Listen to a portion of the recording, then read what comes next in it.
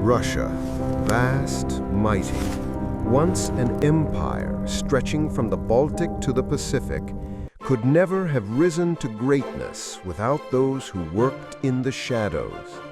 Behind every treaty stood spies, men who wielded intellect instead of swords, and among them, one name became legend: Piotr Andreevich Tolstoi, diplomat, spy, and founder of Russia's first organized intelligence network.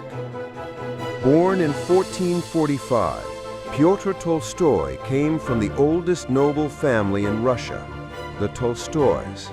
But politics shifted. In the power struggle after the Romanov dynasty, he sided with the Miloslavsky clan, opponents of the Narishkins, relatives of Peter the Great. That decision led to his exile in the harsh northern region of Ustyug. Yet Tolstoi did not yield.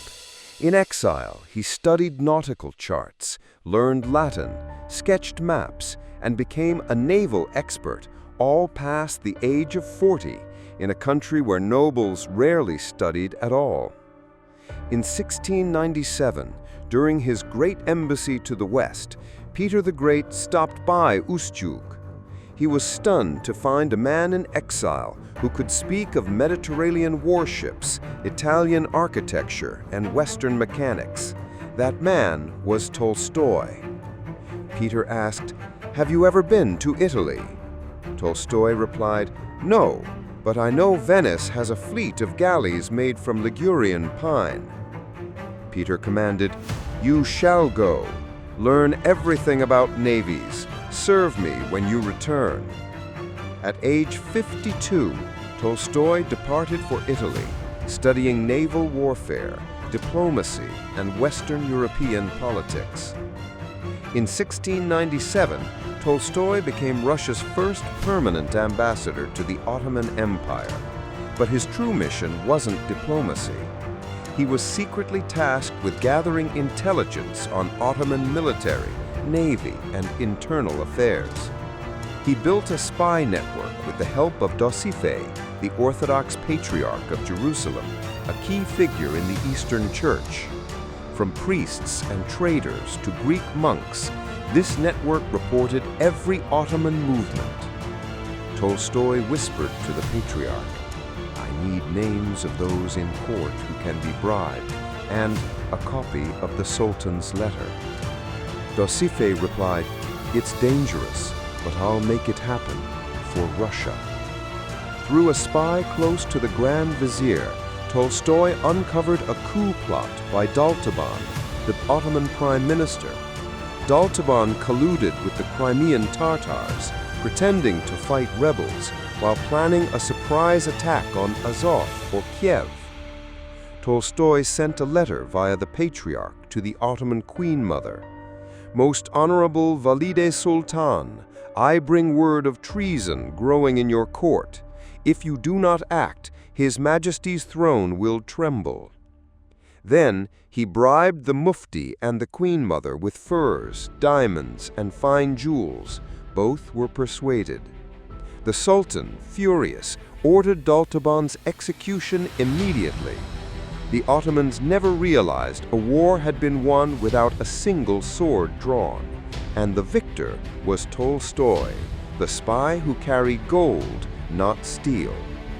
But not all storms could be avoided. In late 1010, the Ottoman Empire declared war on Russia. The first man arrested was Piotr Tolstoi. He was interrogated endlessly about the bribes, but never spoke a word. With wit and extraordinary resolve, he kept in contact with his agents on the outside. He whispered through a cell slit, "Send word to Cantemir. Tell him I live and I am still at work." A year and a half later, he was released thanks to one last bribe paid by the spy network. But Tolstoi's freedom was one surrounded by Ottoman surveillance. Even so, he managed to smuggle critical intelligence from inside the Sultan's court back to Moscow. When Russia faced peril during the Prut campaign, Peter the Great made his final gamble, sending Judge Safirov to the Ottomans to rebuild the spy network. That operation cost over 84,000 Swiss gold ducats, but it earned something priceless: the Treaty of 12, which allowed captured diplomats to return home. Tolstoy thought quietly, "God has brought me back, but my war is not over."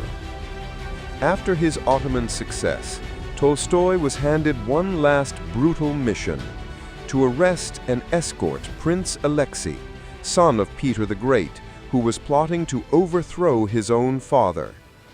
Mission completed, but Tolstoy was branded a traitor. When Peter II, son of Alexei, ascended the throne, Tolstoy was immediately exiled to Solovyetsky Monastery. In his final years, Tolstoy said, "I lived as a true servant. If history remembers me, let it remember this: I never betrayed Russia." A life, spy, noble, scholar, exile. But Pyotr Tolstoy laid the foundation for modern Russian intelligence with nothing but intellect and unwavering loyalty to the very end.